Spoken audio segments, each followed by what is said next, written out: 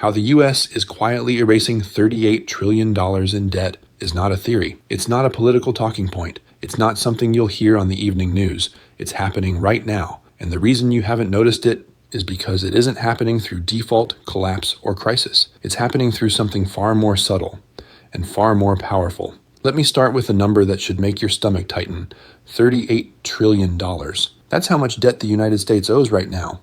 It's so big that the human brain almost refuses to process it. $38 trillion isn't just a lot of money. It's more than the entire U.S. economy produces in a year. But here's the part that should really get your attention. The U.S. government does not plan to pay most of it back. Not with taxes, not with budget cuts. Instead, it's being erased. Slowly, quietly, legally. And unless you understand how this works, you won't realize it's happening until long after the damage is done. So let me ask you something uncomfortable. If America is making its debt disappear, where is it going? Because debt never just vanishes. It gets transferred, and whoever ends up holding it pays. Let me take you back to 2020 for a moment. The pandemic hits, the economy shuts down, Congress approves trillions in emergency spending, and suddenly, the U.S. government needs more money than it has ever needed before. So what does it do? It borrows. A lot. But here's the trick. The Federal Reserve, the central bank of the United States, creates new money and uses it to buy government debt. So the government borrows from a bank that prints the money, which means the government is borrowing from itself. That sounds weird, but it's legal. And it changes everything, because now, instead of owing real savings, the government owes newly created dollars, and those dollars have consequences. By the way, if that sounded confusing, don't worry.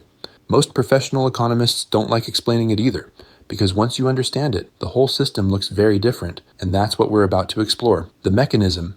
No one talks about. Imagine you owe someone $10,000. You promise to pay them back in 10 years, but over those 10 years, the money you're using slowly loses value. So when you finally hand them the $10,000, it only buys what $6,000 used to. You technically kept your promise, but you didn't really pay what you owed. That's inflation-based debt reduction. And it's the oldest financial trick in the book. Governments have been doing this for centuries. The U.S. is just doing it on a scale never seen before. When inflation rises, the real value of government debt falls. So that $38 trillion, it doesn't have to be paid off. It just has to be diluted, and that dilution is happening right now. Let's put real numbers on this. Since 2020, the US dollar has lost more than 20% of its purchasing power. That means every $1 trillion of debt is now worth about $800 billion in real terms. Multiply that by 38. That's trillions quietly erased. Without a vote, without a headline, without anyone sending a bill. And this is where things get uncomfortable. Because when dollars lose value, someone absorbs the loss, and that someone is not the government. It's the economy. Prices go up. Assets reprice. Wages lag, which means the burden of government debt gets shifted into everyday life, into rent, into groceries, into insurance, into energy. It's like turning national debt into household inflation. That's why this doesn't feel like a crisis. It feels like life getting harder, a little more expensive, a little tighter, a little more uncertain, and most people blame corporations, or politicians, or supply chains. But underneath all of that, there's a mathematical force at work. Money is being devalued on purpose because it's the only way to keep $38 trillion from crushing the system. But here's the twist most people miss. This process doesn't hit everyone equally. It creates winners and losers. Debtors win. Asset owners win. Governments win. But savers lose. People who hold cash lose. People on fixed incomes lose. People who worked for decades to build stability lose. And that's where this story gets personal, because this system doesn't announce when it's taking from you.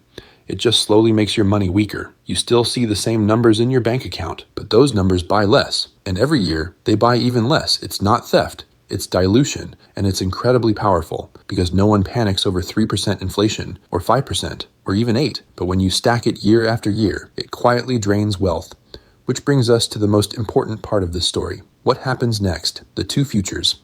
Right now, the United States is standing at a financial fork in the road. One path is obvious. Higher inflation, higher asset prices, more debt. The other path is less obvious. A gradual restructuring of who holds wealth. And it's already underway. Here's how you can see it. Housing prices explode. Stocks stay high even when the economy struggles. Gold and commodities hold their value.